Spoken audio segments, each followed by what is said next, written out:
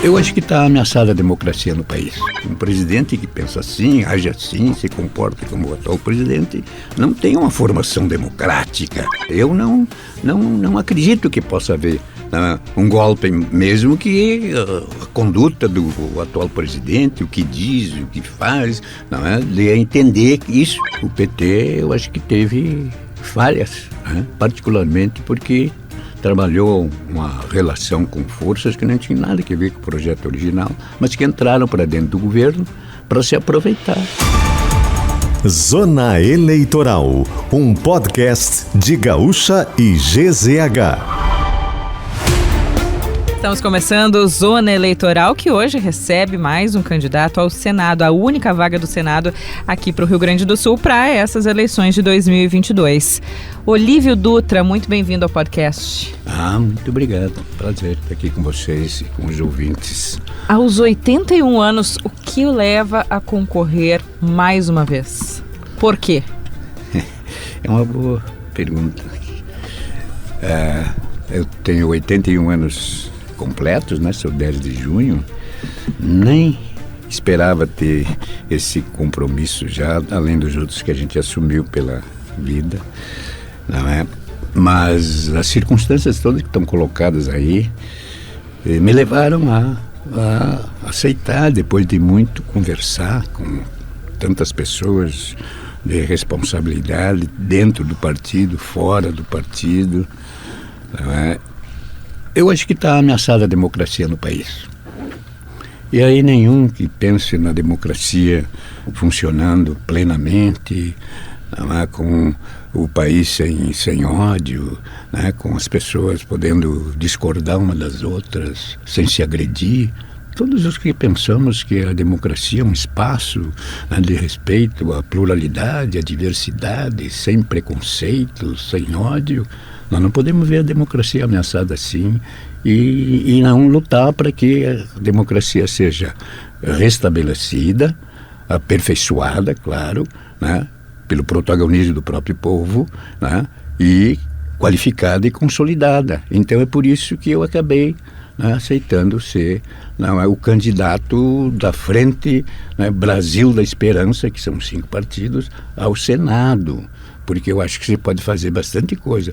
Pelo Rio Grande, evidente, o Senado representa a unidade federativa, pelo povo do Rio Grande, e na visão que a gente tem da democracia social, não é? Da participação cidadã das pessoas e da partilha da riqueza, não é?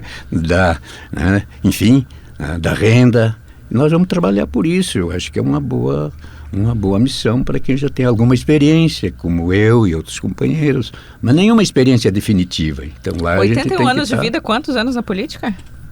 Eu não posso te dizer. Na verdade, eu comecei na política lá em São Luís Gonzaga, né? Filho de famílias, né? Meu pai era carpinteiro, minha mãe dona de casa. A gente morava na periferia de São Luís Gonzaga. A luz elétrica chegou lá, nós morávamos 27, quando eu tinha 27 anos, já era bancário e pude ajudar meu pai a comprar os postos fio e ligar a luz lá. Não tinha luz? Não tinha... Não tinha... Nada? Nada, não. Claro, tinha um poço d'água limpa, né? Tinha uma vaquinha que a mamãe tirava leite, né? Tinha um chiqueirinho de porco lá no fundo, né? A cidade ainda não estava chegando ali, né? E, claro, horta para a gente plantar hortaliças e tudo, não é? E, bueno, não é? Olha aí, me perdi do fio da coisa, não é? O senhor estava falando da política, daí você perguntou, aí, político isso, desde quando? E o senhor disse, desde São Luís. Então aí, é claro, fomos para a escola, uma escola primária, que nós chamávamos lá, Grupo Escolar Senador Pinheiro. Meu irmão tinha 7 anos, eu tinha 6, e aí os pais acharam, bom, mas esses guri... vamos colocar os dois, né, de uma vez na escola, né? Então eu fui com 6 anos, meu irmão com 7, né? E aí, né, eu não me sentia bem ir para uma sala de aula onde não tivesse meu irmão, né? E o colégio tinha que estar na sala.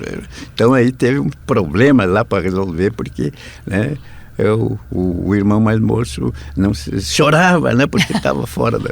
Então, essas experiências assim. Então, aí depois de jovem, né, eu militei também na base da igreja católica, né, já estava no colégio de padres lá, que era uma confissão de padres americanos, franciscanos, conventuais, católicos, e o meu pai trabalhando para eles na oficina deles. Meu pai era carpinteiro e também marceneiro, para pagar a escola, né, para o meu irmão e para mim. Então ali fui me informando, me atualizando na igreja, muito conservadora na época, né? E a minha mãe não era muito de ter a igreja, porque já que os padres se davam muito com os ricos e os pobres eles estavam só quando os pobres estavam doentes. A minha mãe era uma crítica assim, meu pai é mais paciencioso e tal. Mas enfim, na igreja, que era longe lá de casa, 12 quadras lá na matriz, mas 3 quadras antes da matriz tinha a capelinha do hospital, e às vezes eu, né, ia ali na missa de manhã cedo, 6 horas da manhã, e depois que eu namorei a Judite, que trabalhava uma quadra longe da igreja, né, junto, a irmã dela era gerente de uma loja, aí eu comecei o amor na primeira missa às 8 horas da manhã, para depois da missa, né, me encontrar com a Judite na praça. Depois ali, se confessava, né, para dizer da igreja que foi na missa, até né, para ficar perto. a casa, quando ela morava e trabalhava com a irmã, que a irmã era gerente da loja do Cidadão. Então, ela era filha de colono, né, Judite, uma formação, né, então ela estava estudando, né, magistério com as irmãs. Né, e, então, é isso. Ali, eu vi que nós não tínhamos uma escola de segundo grau em São Luís Gonzaga. Depois do primário, né, não tinha. Tinha as irmãs, mas tinha os padres, né? Mas não tinha uma escola pública de segundo grau aí, né? Tinha na base da igreja a nível nacional a campanha nacional dos educandários gratuitos, CNG. Era uma iniciativa de um cidadão muito bom lá do Amazonas. Tem o nome de um poeta, um grande poeta, mas não é aquele poeta. Né? E essa campanha se espalhou, né, na base da igreja, e claro, eu integrava lá uma célulazinha da igreja, né, depois da segunda missa, não é? E nós, os mais jovens ali, digo, mas os filhos das famílias mais abonadas, eles completavam o colégio ali e iam para Santa Maria, né, iam para Passo Fundo, vinham para Porto Alegre, né, e os filhos das classes menos abastadas. Quando é que o senhor deixa São Luís? Eu deixo em 1970, mas aí eu já era bancário, estava casado, a Judite estava grávida da Laura, nós já tínhamos o Espartaco e eu já estava mais metido nessa batalha, né, política, por conta, inclusive, dessa campanha nacional de educandários gratuitos, que nós entendíamos que tínhamos que conquistar o colégio, registrar e tudo. Passamos a fazer, inclusive, estudo de didática, pedagogia, né, em Juiz, então, além das nossas formações, não é? Eu tinha fluência no inglês, até porque era semi-interno e os padres achavam que o filho do carpinteiro podia ser, né, davam aulas, né, particulares e tal, então eu tinha um domínio, não é, já com uma certa agilidade para, né, falar. E aí, então, daí é que a gente vai misturando a luta pela escola, o professor, né, o funcionário lá da escola, o militante, e por conta disso, né, a escola conquistada, o golpe já tinha acontecido, o prefeito era da Arena, o prefeito era irmão do deputado Gustavo Lanche, que tinha sido, não é, presidente, inclusive, do Banrisul, né, tinha sido presidente da Assembleia, por conta de outras coisas, tinha passado pelo próprio governo do Rio Grande, era uma autoridade, é uma força política importante lá. Então, nós não gostamos daquela situação que foi imposta, uma diretoria para o colégio depois dele conquistado, né, por um movimento, né, em que eu participava. E então escrevi um textozinho discordando dessa decisão, né?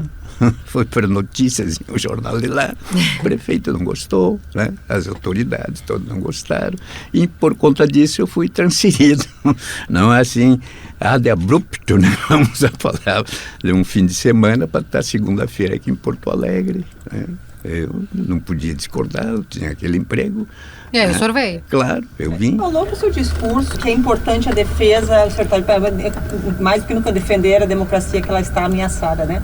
Como é que o senhor, hoje o interior do Rio Grande do Sul tem um eleitorado muito forte em favor do Bolsonaro, né? Um pensamento muito de acordo com Bolsonaro. Como é que o senhor pretende entrar nesse eleitorado do interior? Eu não fui, Dione, digamos, alguém que entendesse que quem não pensa igual a gente é inimigo. Temos adversários. Se temos inimigos, é inimigo gratuito. Então, esse pensamento estreito, não é, que reduz a democracia, não é, que retira do espaço político os movimentos sociais, populares, campo e cidade, que é o que nós estamos vivendo, e tem essa ideologia. Eles não gostam de falar de ideologia, mas representam uma ideologia, evidentemente, né, do Estado mínimo nas mãos da autoridade que manda e os demais têm que obedecer. Isso mostra a pessoa não identificada com o princípio democrático. Um presidente que pensa assim, age assim, se comporta como o atual presidente, não tem uma formação democrática. Aí, com isso, a democracia passa a ser uma vontade de poucos, né? E ele garante que os seus apoiadores defendam essa visão estreita, né, de democracia, e que criminaliza todos os que pensam diferente, e particularmente os movimentos sociais que reclamam, não é, terra para nela trabalhar, produzir melhor, viver dignamente, solo urbano para poder viver, não nas periferias, mas morando lá, ter lá todos os benefícios que deve ter um cidadão que mora num espaço urbano. Ele desconhece isso, ou contraria isso, desmonta isso, né, que existia e eram coisas imperfeitas, precisam ser aperfeiçoadas e não destruídas. Então, eu converso sobre isso com as pessoas. Eu não desaforo as pessoas, eu não vou só atrás das pessoas que têm identidade comigo, né, mas eu tenho origem, eu tenho compromissos, não é, com o povo, né, sem terra, com pouca terra, com os trabalhadores de todas as categorias, do campo, da cidade, dos diferentes setores, comércio, indústria, né, enfim, serviços, e agora a questão do serviço é uma coisa, né, em expansão, por conta, inclusive, do avanço da ciência e da tecnologia, que tem que gerar mais emprego, não só destruí-los. Eu penso, se ela destrói emprego aqui numa área, tem que abrir outro emprego em outra área, não deixar ninguém esperando que caia do céu a oportunidade dele ter um emprego digno de... igual ou superior de onde estava e de onde saiu por conta do avanço da tecnologia. Então, não tenho nenhuma restrição, não vejo nenhum setor no Rio Grande que possa ser avesso a uma boa discussão de projeto, de ideias, de ideais. Então, eu ando pelo Rio Grande, e não é de agora, não é de agora. Eu conheço o senhor andando há muitos anos, né? Desde a sua eleição para prefeito de Porto Alegre em 1988. Mas nesse ano o senhor está propondo, o seu grupo está propondo uma inovação que é um mandato compartilhado. E todo mundo aqui fica se perguntando como é que seria isso? Se o senhor for eleito, como é que vai ser esse compartilhamento com seus suplentes?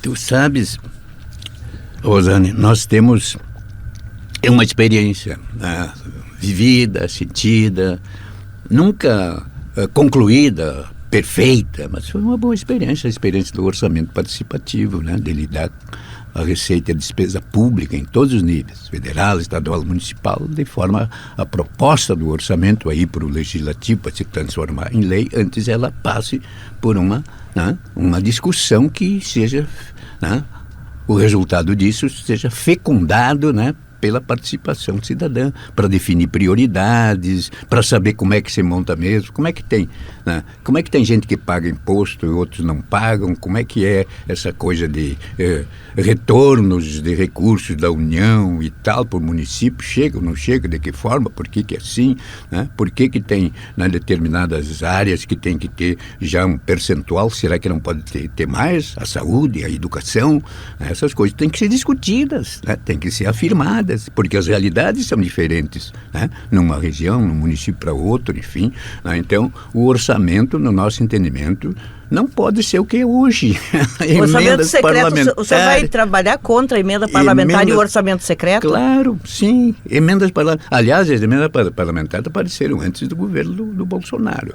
E já foi, não, um retrocesso enorme, né? Retalhar o orçamento público federal é para emendas, para os parlamentares fazer jogo político, eleitoreiro, e faltar recursos para as coisas básicas, para projetos integrados nos municípios, nas regiões, no país. E depois agora, ultimamente, já no governo atual, veio o orçamento secreto. Com a aprovação, inclusive, dos candidatos, dos deputados do seu partido. Também, né? Errado. Evidente, né? Mas sempre na política então, tem o pragmatismo, né? Oh, não, mas desse limão nós podemos fazer uma limonada, aquela coisa toda, né? Mas eu acho que isso é abdicar de coisas fundamentais num Estado de direito democrático para funcionar bem, não para poucos ou para alguns, mas funcionar bem e melhor para a maioria. Quer dizer, vem, então, mais emendas parlamentares, valores fabulosos, 60 bilhões, se não me engano, daí para mais, né? E as emendas do relator, o orçamento secreto, quer dizer, o orçamento público, né? Que tinha que servir ao Brasil por inteiro e atacar as enormes desigualdades que tem de uma região para outra, as injustiças sociais, a elevação do ganho das pessoas, da renda dos assalariados, o salário mínimo sempre abaixo da inflação, sendo carcomido por ela por todos os dias. O povo já não pode ter recursos para a cesta básica. Eu entendo o seu ponto e acho importante, nos governos petistas a gente viu esse atacar, como o senhor disse, em especial das questões sociais, mas ao mesmo tempo, a Andressa lembrou bem, o PT quando esteve no poder, e o senhor foi um crítico disso, teve que se unir a esse grupo político, porque senão não governaria. A forma como o presidencialismo existe no Brasil hoje, é quase impossível você governar sem MDB, PP, esses partidos maiores, e acaba num fisiologismo, numa troca. O senhor disse, né? Fizeram errado. Mas o senhor acredita que se o ex-presidente Lula for eleito, que vai ser possível governar sem essa troca com esses partidos que dominam o establishment político? Até hoje a gente está vendo, né? O Centrão, o Arthur Lira, o Ciro Nogueira estão com o Bolsonaro. Mas será que num eventual governo Lula não estarão juntos, enfim, para poder criar essa governabilidade? Eu não acredito, eu não me iludo e nem iludo as pessoas. Não acredito que possa haver uma renovação de qualidade, não de quantidade, né? No Congresso, Câmara Federal, Senado, nas Assembleias Legislativas, é só nessa eleição, ou só numa eleição. Eu acho que pensar o Brasil, né? O real, vivido hoje, e projetar o Brasil para amanhã, para depois de amanhã, para gerações futuras, não é um milagre. E não é da cabeça de meia dúzia de pessoas. É um processo de apropriação de conhecimento sobre a máquina pública, o Estado este que não é só o Estado federado, é o Estado que é a União, os Estados federados, os municípios e os três poderes, né? Legislativo, Executivo, Judiciário. Esse é o Estado que é sempre, não é, disputado em cada eleição. Quem é que deve, né, administrar, quem é que deve fazer maioria, com que visão? É isso que sempre se deve discutir numa eleição. Eu quero discutir isto, o papel do Estado de direito democrático, como deve ser administrado bem para uns, menor para uns, maior para outros, né? Com que visão esse Estado pensa a natureza, a educação, a ciência, a tecnologia, a vivência das pessoas, da sua comunidade, para gerar um bem-estar que não é passageiro, né, que não depende exclusivamente da quantidade dos bens adquiridos, não é? Mas da qualidade da vida vivida. Mas para fazer isso precisa dos votos. Precisa do voto E aí, numa eleição. Mas eu não vendo a ilusão que a eleição magicamente vai resolver. Eu quero, né, luto pela eleição do presidente Lula. Né? E aqui do companheiro Edgar Preto, né? E com os nossos aliados. O Pedro Ruas é o candidato aqui a vice-governador, né? O candidato a vice do Lula é o Alckmin, né? Que não é uma chapa muito masculina, ou chapas muito eu masculinas? Eu acho que é, mas eu acho que é evidente. Nós conseguimos na chapa para o Senado ter uma companheira negra, mulher, militante dos movimentos sociais, vereadora aqui em Viamão e pratica um mandato também participativo. Isso eu queria que o senhor explicasse melhor como vai funcionar. Se o senhor ganha a eleição, assume lá no dia 1º de fevereiro, como é que ficaria? O senhor assume por um período, os suplentes por outro, eles vão trabalhar no seu gabinete para trabalharem juntos os projetos. Isso eu tenho curiosidade de saber como vai funcionar. Tu sabe, Rosane, não tem esta de eu me licenciar ou eu sair, não. Nós temos a visão, né, todos nós, os partidos que compomos a frente e os suplentes, não é? O Roberto e a Fátima Maria, não é? Que o senador eleito, evidentemente, né? Mas os suplentes também são eleitos. Eu já vi uma dica aí de alguém, não, os suplentes não são eleitos. Claro que são eleitos. O senador não se elege se não tiver a chapa completa. O candidato... Porque às vezes eles botam a mulher, os filhos, né? O filho, cara que pagou a campanha. O parente, a mãe, a sogra, não é isso? Sim. Tá cheio disso lá no... Né? Mas aí eles vão trabalhar no seu gabinete, claro, se o senhor for eleito. É que nós estamos a construir isso. Não tem uma receitinha, um catecismo já pronto, né? Não, nós temos essa ideia. Por quê? Porque nós temos a experiência de que a democracia se faz com a participação cidadã das pessoas. Mas essa foi uma condição para o senhor aceitar? Essa foi uma condição para o senhor aceitar ser o nome do PT? Não, foi uma colocação que eu fiz, uma proposta minha, não foi uma proposta que ela veio, não, mas tu vem por conta disso, não, eu venho porque acho que a situação do país é como aquela que eu já descrevi aqui. Então, mesmo com os meus 81 anos, eu penso que tenho vigor, gana, para continuar aprendendo e para continuar também ensinando, porque o melhor educador é o que aprende junto com o educando. Eu tenho muito que aprender, mas eu também tenho o dever de dizer das potencialidades das nossas propostas, dos seus equívocos, dos seus limites, né? Mas das enormes possibilidades que o Brasil, o povo brasileiro tem de se assumindo como sujeito e não objeto da política e semeando as mudanças. Então é uma semeadura. Então, ter um mandato participativo é ter os suplentes participando da construção da política, né? Vendo qual é a pauta do Senado do passado, né? Que está lá, engavetada ou não, né? Qual é a pauta do presente lá no Senado. E aí a relação também com a Câmara, com o Congresso, evidente, não pode a gente ser lá uma ilha ou um elefante em loja de louça. Aliás, para quem está chegando trabalhar assim... as pautas da passado, presente, futuras e aquelas em que a gente tem que lutar para que sejam aperfeiçoadas ou sejam derrotadas democraticamente. Tem que ver as emendas, qual é o papel do Executivo. Às vezes o Executivo aprova parte e não aprova as outras, tem que voltar e o Congresso tem que se posicionar. Então nós temos que estar sempre atentos a isso. E não é só o senador, a cabeça da chapa, que é o responsável. O senador não é um mandalete ali. Então, vamos ter que construir esta relação e eu penso que temos condições para isso, a vivência, as experiências dos companheiros que compõem este mandato do Senado, o Roberto Robana e a companheira Fátima Maria, não dá a possibilidade. E os partidos, evidentemente, têm que ser escolas políticas, constantemente desdobrando as coisas e dizendo o que acontece no Senado, para ver também que o povo saiba. Para o povo saber o que acontece no Senado, muitas vezes o nosso público pergunta, para que serve um senador? O que é o Senado? Pergunto para o senhor. É uma pergunta que também Fiz essa pergunta por muito tempo, né, nos movimentos sociais populares e tal, né? E é bom lembrar que antes do golpe de 64, o Senado, né, cada estado, cada unidade federativa era representada por 2, né, senadores, né, lá no Congresso, antes do golpe de 64. O golpe de 64, depois de caçar muitas coisas, depois teve uma eleição e o golpe perdeu aquelas eleições e vieram novos parlamentares que já não, né, obedientes ao mando, né, de cima para baixo do executivo. Aí eles bolaram, ainda tinham, né, essa coisa de estar com o Estado na mão, né, eles bolaram a saída para ter um terceiro, né, senador por cada unidade federativa. Na verdade não tinha necessidade, a não ser para o golpe militar tentar ganhar maioria ali.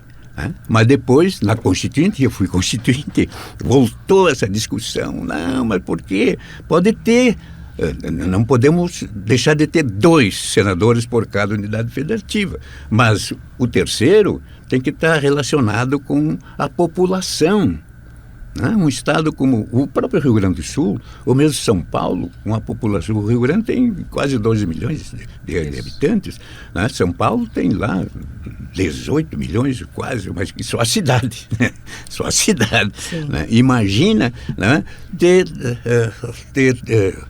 3 senadores, igual como tem Amapá. O senhor acha o Distrito Federal, né? O Distrito Federal também tem que ter um percentual, tem que estar relacionado com a população, com o eleitorado. O senhor acha que isso tem que ser revisto? Não, eu acho que sim, isso é uma discussão.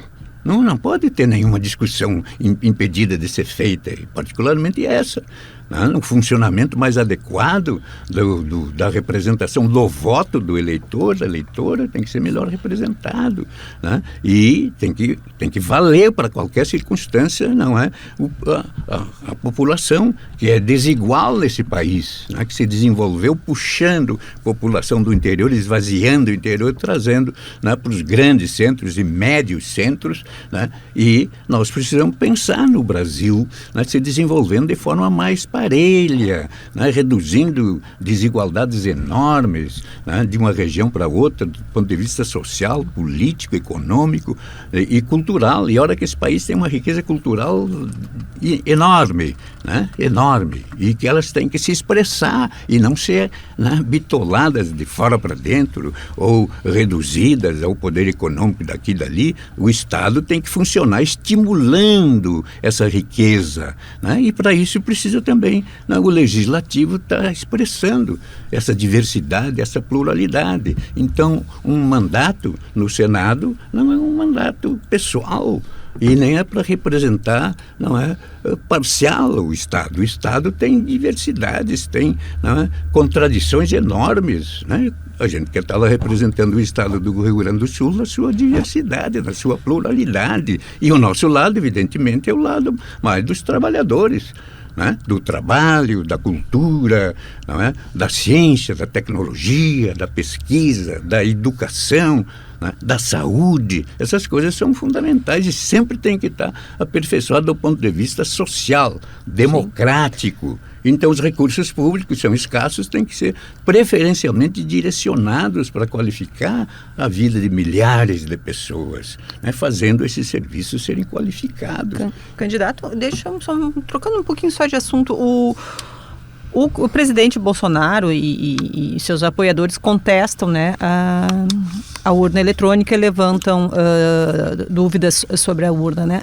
Uma eventual eleição de Lula, o senhor não teme que possa ocorrer algum lado dos apoiadores de Bolsonaro alguma, digamos, uma reação forte ao resultado da urna? Como é que o senhor vê essa perspectiva? Olha, há sinais realmente perigosos, né? Buscando criar uma situação que justifique lá o que está na cabeça do senhor presidente lá, que não é uma cabeça democrática, né? Mas eu penso que já há espraiado no Brasil, no povo, na população, um sentimento de que a democracia não é um valor episódico, tático, né? É um objetivo estratégico a ser sempre alcançado, para ser aperfeiçoado. Essa ideia está espraiada. Tem muitas pessoas que não têm a letra da lei na mão, não têm o discurso elaborado, mas sentem, o país somos nós que construímos com o nosso trabalho, estando empregado, desempregado, subempregado, com atividade pequena, menor, grande, né? Então, nós, penso, o povo brasileiro não deixaria acontecer um golpe. Mas os golpes, né, às vezes são de um tipo, às vezes são de outro. Mas tem muitos eleitores que defendem. Empresários também. Empresários também. Mas é isso, mas isso é da cabeça de alguns, ou de setores, né? De setores que têm proveito com uma democracia mitigada, que tiram proveito, inclusive proveito do dinheiro público, com as emendas parlamentares, com o orçamento secreto, que eu acho que esses aí querem um orçamento ainda mais secreto do que já é. Né? Então, esses setores não estão de acordo com o pensamento médio, amplo da sociedade brasileira. Eu não acredito que possa haver um golpe, mesmo que a conduta do atual presidente, o que diz, o que faz, dê a entender que isso, a gente tem que ser cuidar disso. Então, o voto tem que ser um voto num país de justiça, igualdade, fraternidade, de respeito à pluralidade, às diferenças, né? Respeito a todas as religiões, evidentemente, credos, aos povos, às etnias, povos originários, os povos de outras etnias que vieram para o Brasil, pretendem vir, gostariam de estar aqui num país de harmonia, de paz, de respeito à pluralidade e à diversidade. Então, eu acho que não tem cabimento um golpe, mas já tivemos golpes diferentes. Mas golpe nas militar. Forças Armadas o senhor confia hoje? Nas Forças Armadas hoje, o senhor confia de que elas defenderão a Constituição, se houver qualquer coisa? Eu confio na maioria dos que integram as Forças Armadas, no Exército, na Aeronáutica e Marinha. Eu confio, sem dúvida nenhuma. Eu acho que não são mais patriotas do que os civis, mas eles têm tarefas definidas na Constituição. São tarefas, Constituição da segurança do Estado, da nossa soberania, evidentemente, mas eles não são mais patriotas do que tu, do que eu, do que nós, do que o povo da vila, do bairro, lá do interior desse país. Eles têm missão assegurada na Constituição. Eles não são um outro poder. Aliás, eles fazem parte do Poder Executivo. Então, as Forças Armadas fazem parte do Poder Executivo, não é um outro poder. Assim como as polícias são parte do Poder Executivo Municipal, caso seja criado ali no município ou do governo estadual. Então, as polícias e as Forças Armadas não são um outro poder, a não ser que queiram violentar, pisotear a Constituição. Fazem parte do Poder Executivo e tem que estar sob controle civil. Não é o contrário. Então, isso é uma luta democrática. Governador, deixa eu entrar. Não é comunismo, não é socialismo, não sei o que mais, que eles estão sempre acusando quando tu levanta uma coisa como essa. Não, as Forças Armadas são necessárias no país democrático, de direito, para garantir a soberania, num mundo que eu não gostaria que fosse um mundo bilateral, de um lado contra outro, não. Na relação que nós temos que ter com o mundo, nós temos que provocar multilateralidade. Vários países tendo assento nos organismos internacionais e na ONU e não sendo guiados ou teleguiados pelas potências mais poderosas, mais bem armadas. A Rússia invadiu um território e fica por isso. Eu não tenho nenhum amor pela Ucrânia, enfim, mas não admito que haja não, está registrado que tem mais força, se justifica. E eu acho que tem coisas na história da relação da Rússia com a Ucrânia e com o Ocidente que, evidentemente, não são as coisas mais perfeitas nas relações diplomáticas. Ainda tem resquícios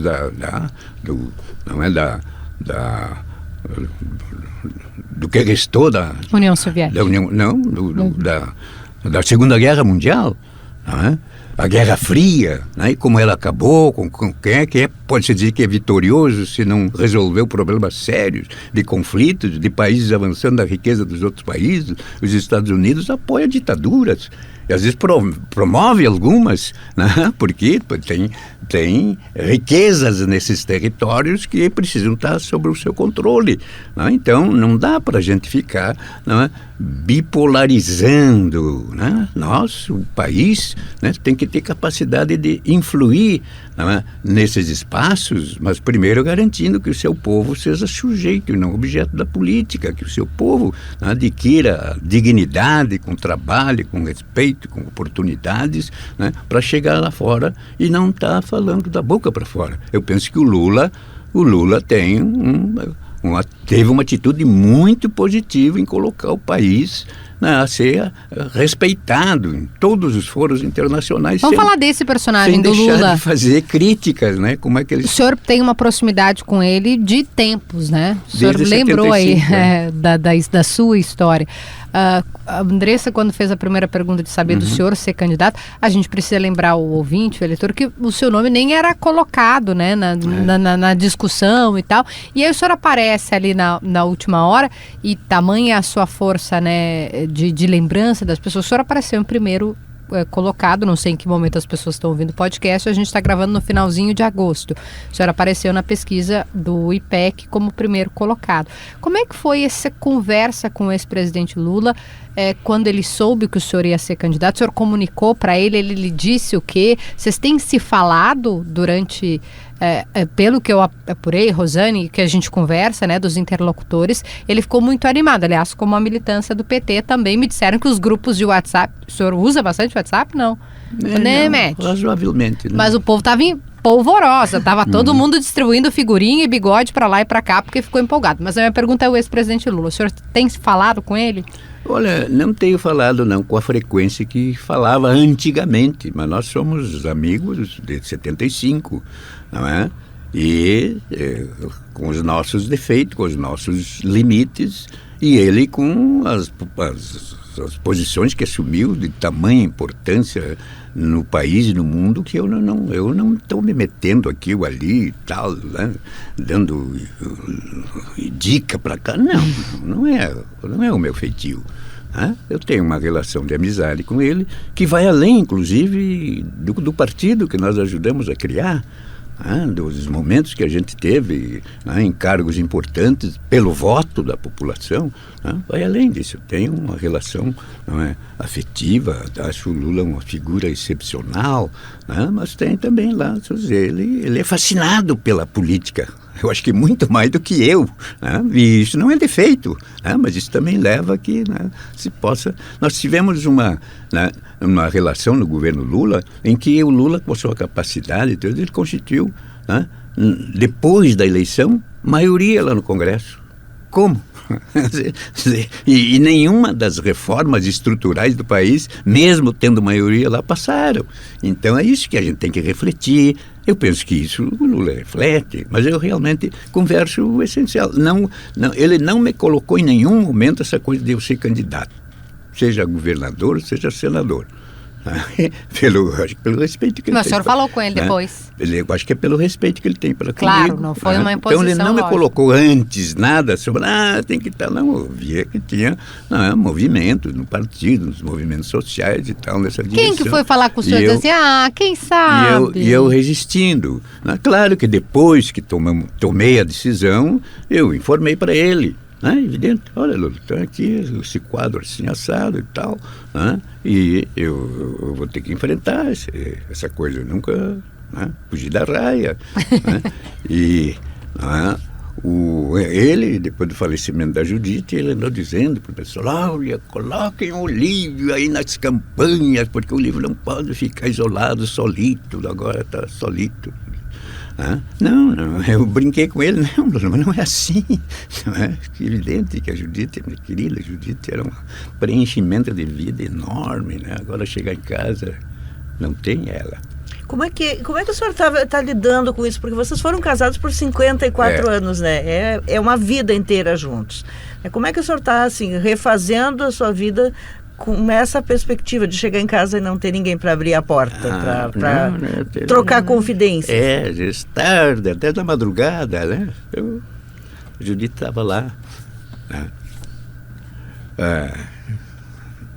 Se levantava da cama, se estivesse na cama, às vezes ficava sem ir para a cama, para mim, né? Perguntar como é que estava, se eu não precisava de alguma coisa, se eu não queria comer algo e tal. Né? E, bom, né? E conversar sobre a vida, sobre os filhos, sobre até a política. Mas eu tenho um casal de filhos, né? Sim, o Espartaco, o senhor tem netinho. Né? E a Laura. A Laura não tem filhos, né? Ela e o companheiro dela decidiram não ter filhos. E ela já está com 50.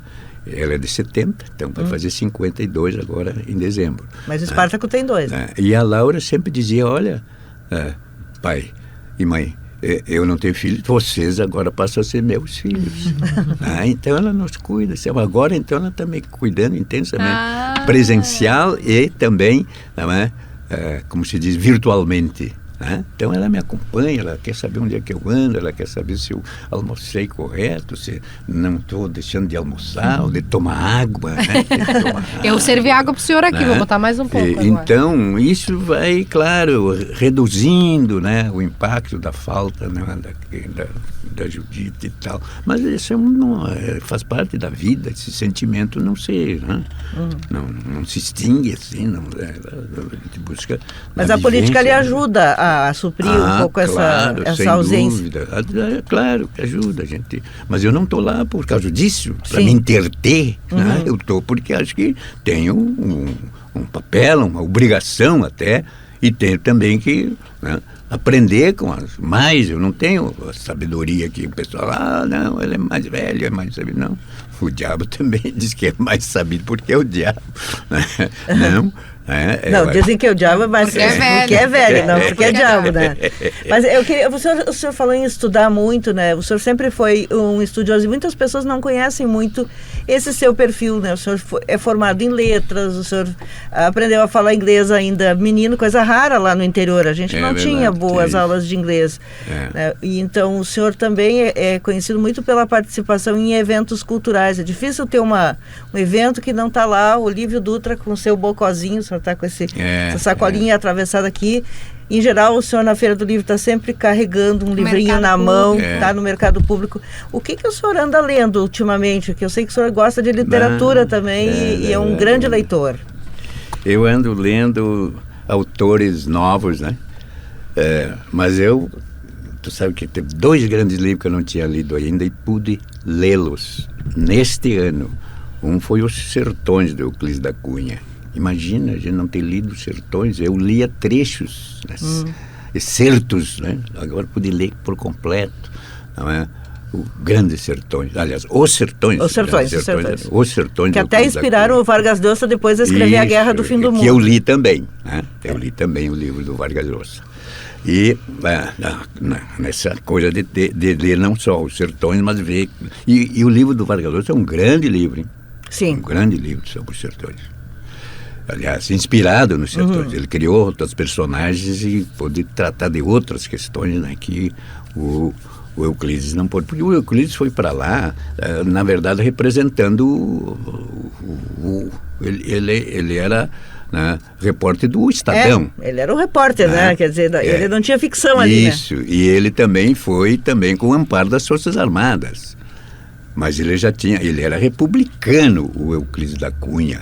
Né? Tanto que ele teve um episódio que ele quebrou a espada dele numa apresentação. Ele fazia parte de um grupo de jovens republicanos lá na escola de cadetes, não é? E já propagandeando a República em pleno império.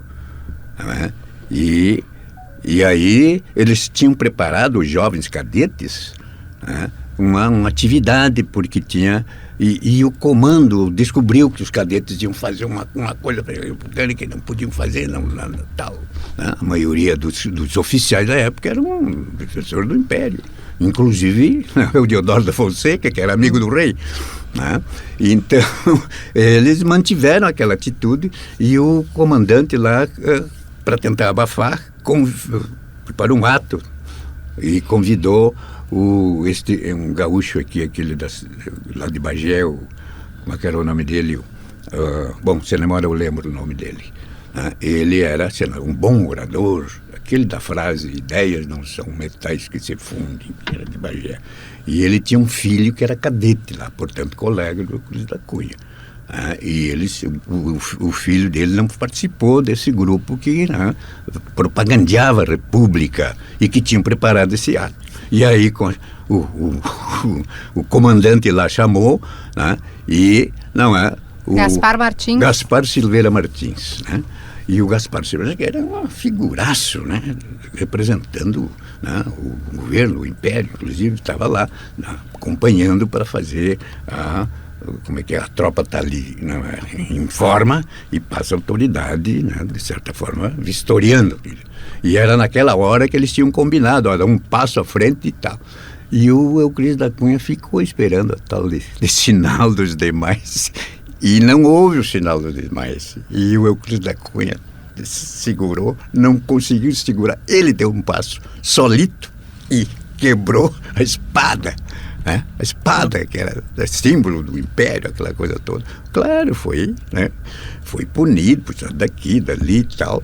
Mas dali uns dias, uns meses, foi proclamada a República. E aí não puderam, digamos, expulsar o Euclides da Cunha. Ele também não era muito de estar no exército, mas ele era engenheiro, ele tinha formação disto, e ele conseguiu depois ser recolocado, mas ele só se recolocou e depois ele pediu para sair. Deus, o senhor é um bom contador de causas, nós vamos ficar tarde. E ele foi, e aí ele virou jornalista, contista, tem várias coisas, contos dele antes dos Sertões, e tal. Então, o Euclides da Cunha era um republicano radical, tanto que teve esse ato assim, no meio do... E ele foi para lá, de certa forma, representando as suas armadas. Mas ele não disse o que as Forças Armadas queriam que ele dissesse. Ele revelou o massacre daquela população. O exército, que foi 4 expedições das Forças Armadas lá, e foram sendo derrotadas pela organização lá do que eles chamavam de jagunços, E foi no final, eles bombardearam o sítio lá do Juazeiro, bombardearam fogo, incendiaram tudo. No fim tinha o comando do exército assim, para rendição. Nunca se rendeu. O Antônio Conselheiro. Nunca se rendeu. O Antônio Conselheiro morreu um pouquinho antes. Eu quero voltar no segundo livro. Ele falou 2 livros, mas não vai dar tempo. Ele falou de autores novos. E aí chega lá na hora do rendimento, sabe quantas pessoas tinham? Para se render? Tinha 2 velhos idosos, um cidadão e uma criança. E rodeado de soldado armado até os dentes e tal, e incendiando ao redor. Então foi uma atitude, dizendo, olha, o exército hoje não trabalha bem essa questão, assim como não trabalha bem a questão do contestado aqui. A Guerra do Paraguai também não foi uma ação que nós possamos dizer, mas... Não, então eu acho que as Forças Armadas têm um papel importantíssimo na história do Brasil. Dos autores novos que o senhor citou, o senhor lembra o nome de algum deles? Lembro, sim, não é? O Faleiro, Ótimo, excelente. O Faleiro, com os supridores, trabalhando num supermercado aqui no bairro.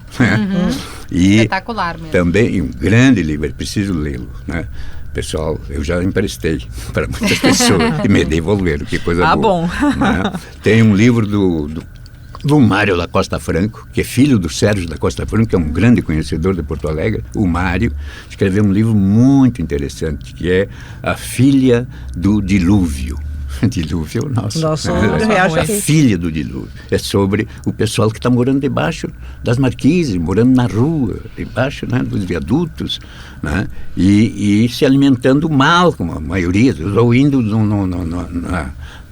na cozinha solidária, que é um bom movimento aqui na Zenha e tal, para poder ter uma refeição. Esse livro é muito importante. A Filha do Dilúvio. Eu tenho um livro também eu li de eu acho que ele é engenheiro, ele é Milton Milton Rauber,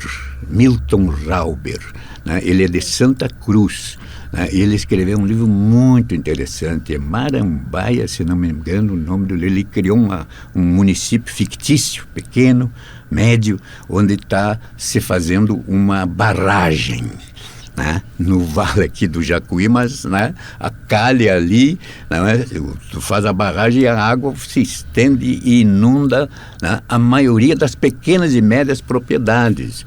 Quando a barragem podia ser feita numa calha mais alta, mais acima, que não iria inundar tantas pequenas propriedades, deixar aquele povo, né, solto, sem destino e não ser mais agricultor. Ele faz um romance muito bom, tá? Muito interessante de ser lido, e é o Rio Grande.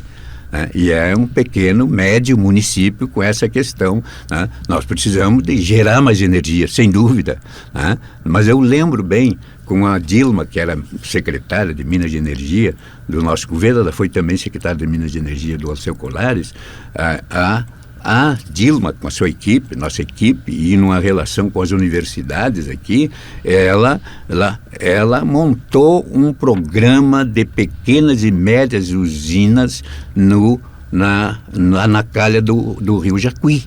Né? E isso, com estudos, indo a campo e tudo, o pessoal com as universidades, e há possibilidade de ter, né, geração de hidroelétricas, que é importante isso para nós estamos importando muita energia de fora do estado, né? E ela viria reduzir essa importação e ampliar, né, a rede, a extensão dela, e está lá, nós temos essa proposta, ficou, e não precisa fazer barragens na calha do rio, que tu faz a barragem e a água toma conta da pequena, da média propriedade. É daí que surgiu o movimento, né, dos agricultores atingidos pelas barragens, né, porque essas decisões foram feitas do ponto de vista econômico, né, e o Estado entrou ali para facilitar o interesse econômico, né, ou às vezes o interesse político localizado, que não via as coisas e nem tinha preocupação social, né. Eu acho que tudo isso tem que estar imbricado quando a gente realiza um projeto que é necessário, mas ele tem a dimensão social. A gente está quase encerrando esse papo, governador Olívio Dutra. Eu queria ouvir a sua visão sobre a política desse momento aqui no Rio Grande do Sul. A gente já falou um pouquinho sobre bolsonarismo e petismo, e até o antipetismo que surgiu nos últimos anos, especialmente depois da prisão do ex-presidente Lula, agora candidato. O senhor acha que o antipetismo estacionou, ele ainda aumenta, ele diminuiu? Qual a sua visão de política nesse momento da divisão aqui do Rio Grande do Sul? Olha, eu acho que o antipetismo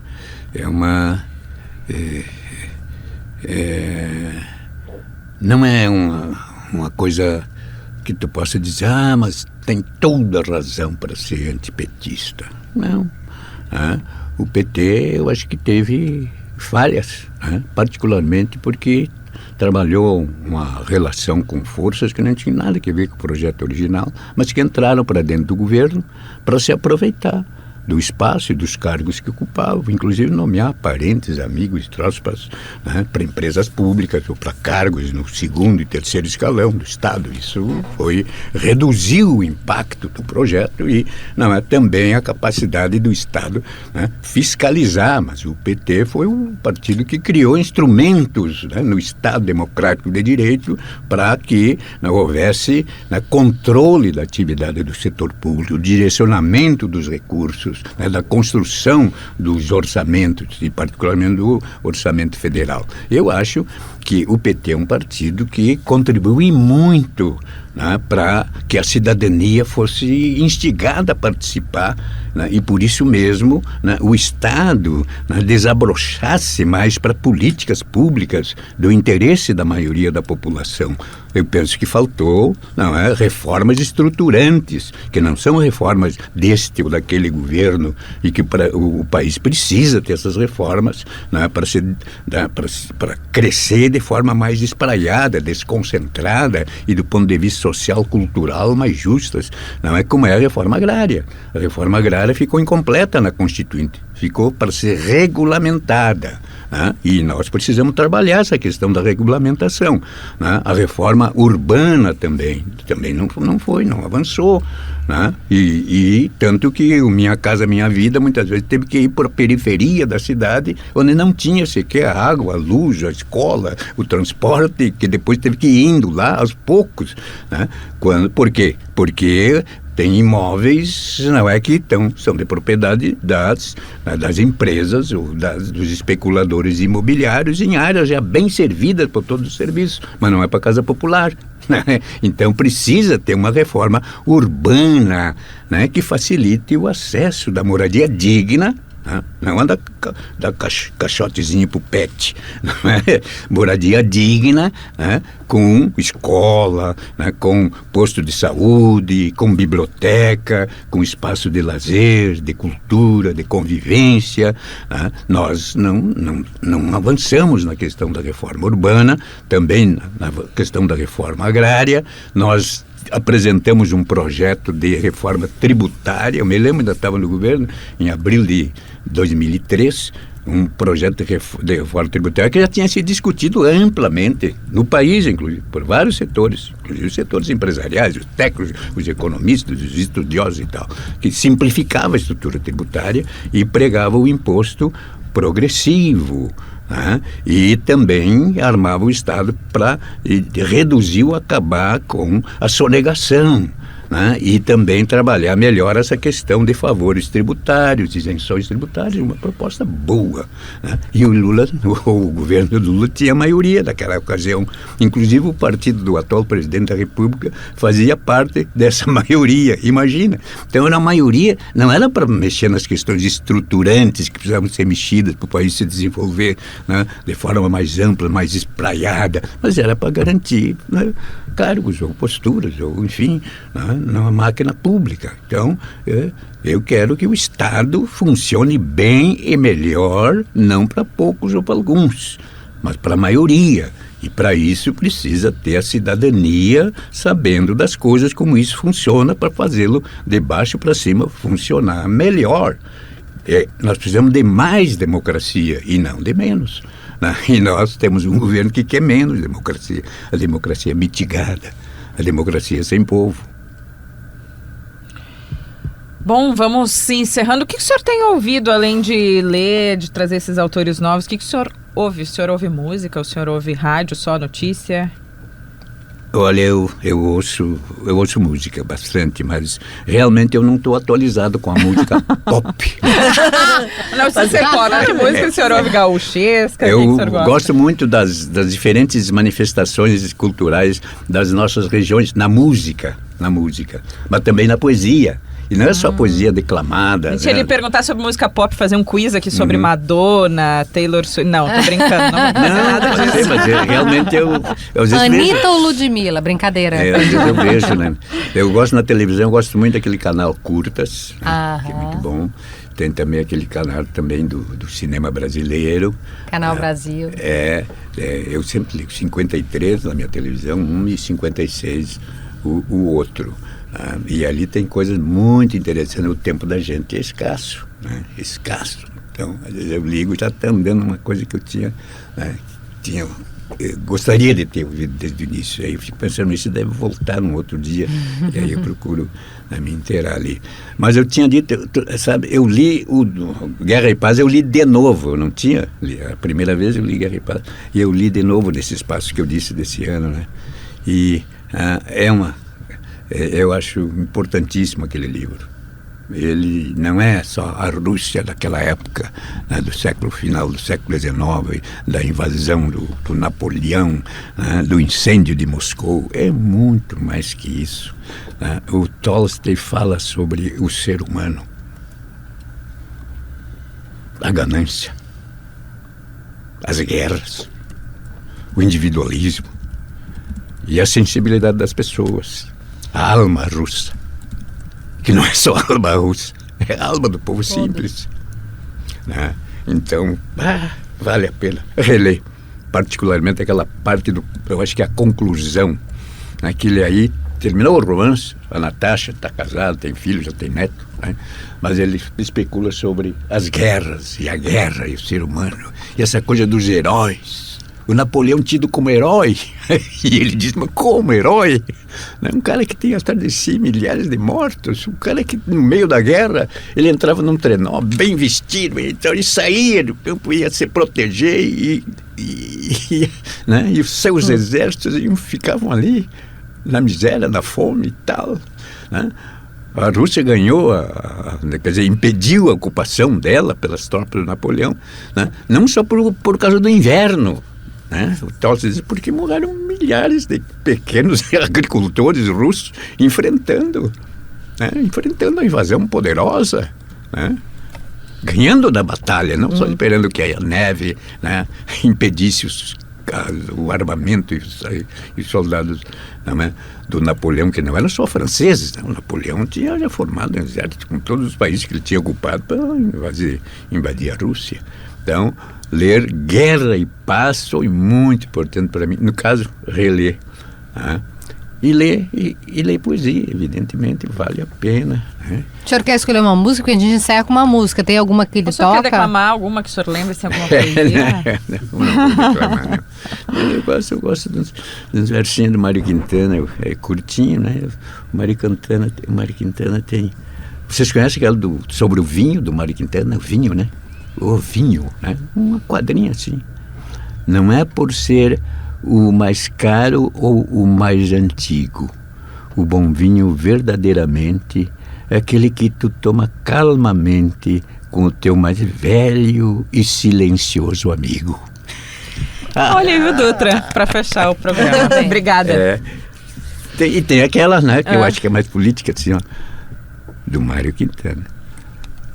Meu saco de ilusões bem cheio tive-o, e com ele ia subindo a ladeira da vida.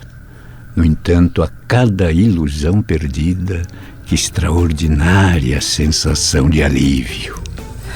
Espetacular. Muito obrigada. Obrigada por vir até aqui conversar conosco. Perder as ilusões, mas jamais a esperança. A leveza, né? Quintana. Já diria, né, que tristes os caminhos se não for a mágica. É verdade. Eu gosto muito de outra dele também, que é, diz assim, nunca se encontrou no bolso de um suicida um bilhete de loteria que estivesse por vencer, por correr. Essa é a ironia bem colocada. Ou a morte não chega pontualmente na hora incerta. Tá aí, nós voltamos com mais candidatos aqui no Zona Eleitoral.